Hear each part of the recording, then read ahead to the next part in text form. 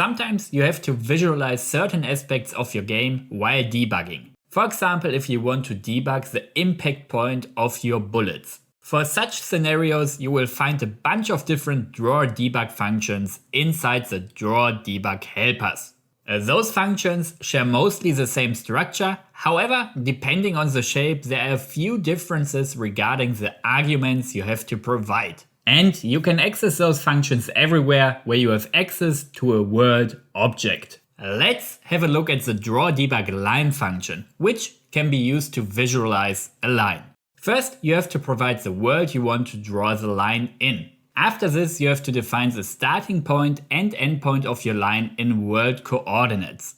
With the color argument, you can define the color of your line by providing a fColor value. Next, you have to provide a value for bPersistent lines. If you set this argument to true, your lines will stay on the screen forever. However, you can call flush persistent debug lines to manually remove them if needed. If you set the persistent lines argument to false, you can provide a value in seconds for the lifetime of your line. After defining the lifetime of your line, you can set its depth priority. Let's assume that your line goes behind an object. With a depth priority set to 0, your line will be drawn behind the object. However, with a depth priority below 0, your line will be drawn on top of the shape, even though it technically goes behind your object.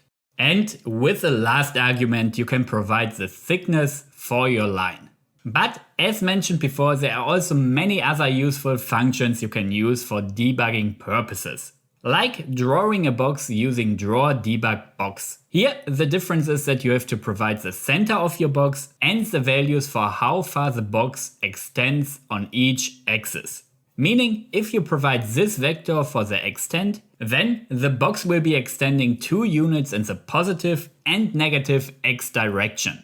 Additionally, you can, but don't have to provide a value for the rotation of your box. Another function I use frequently is the DrawDebugSphere function. Here, you also have to provide the center of your sphere and the radius to define the size of your sphere. Additionally, you have to provide a segments argument. This defines the resolution of your sphere. But be aware that using a high value for the segment count and drawing a lot of spheres can greatly impact your performance. Apart from the typical shapes, there are also other interesting functions that might come in handy in the future. For example, DrawDebug coordinate system. To display a coordinate system in the world by providing a location and rotation, which can be useful to visualize the orientation of certain things in your game. Or DrawDebug directional arrow, which might come in handy if you want to visualize directional information. With that, you should be ready to explore the other DrawDebug functions on your own and to utilize them for visualizing gameplay relevant information while debugging. Like always, if you have any questions, feel free to leave them in the comments. Otherwise, don't forget to like and subscribe, and see you next time.